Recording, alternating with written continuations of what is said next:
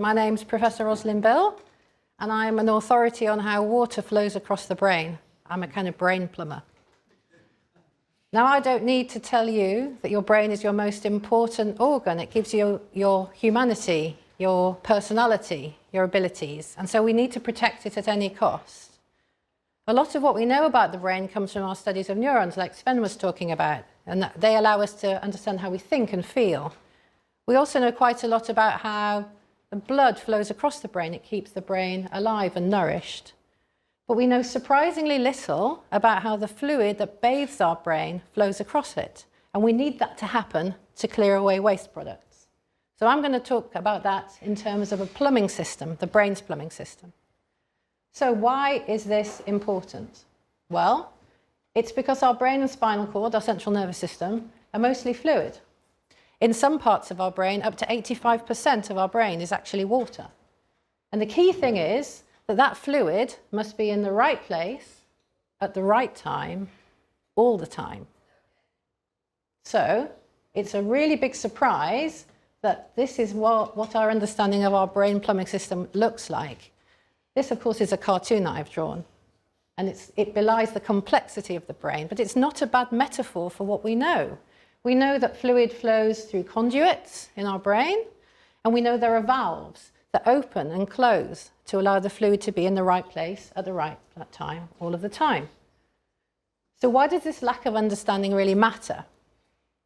Well, let's think about our brains. Hopefully all of our brains look like this today. This is a sketch of a CT scan. It's taken from above, and the white is the skull, and the grey is the brain tissue. And you're thinking and feeling just fine.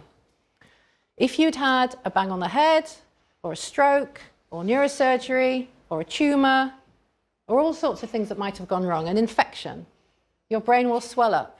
And that's because some of those valves open inappropriately in the area of the tissue, area of the disease or the injury. Often we can just wait for the swelling to die away. Sometimes we can't. We don't understand why the swelling's happening, so therefore we can't stop it at its source. And when it goes really badly wrong, we have to intervene very severely. 70 million people every year have a stroke or a traumatic injury to their brain, and many of them end up with CT scans that look like this.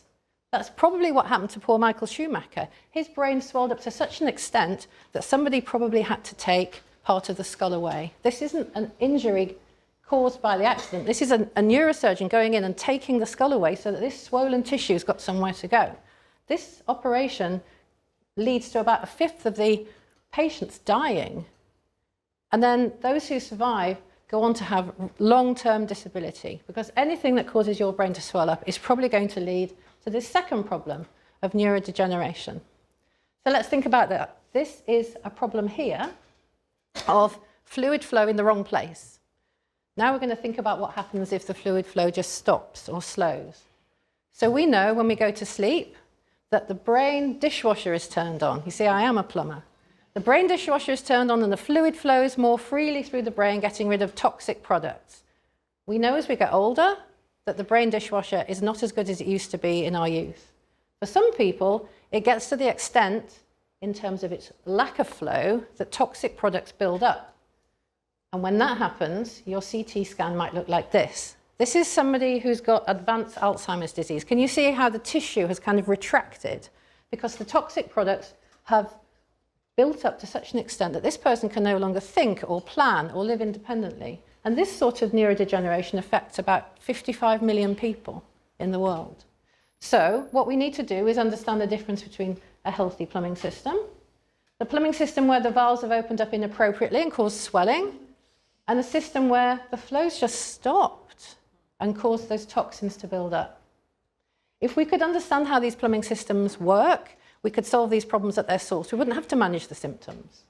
And we could develop new drugs to help these tens of millions of people who have no hope at the moment. And we would save trillions of dollars every year in health and social costs. So come and find more about plumbing systems and the brain from me. I'll be in Tyndall here at 3 o'clock, and I'd love to tell you more about it.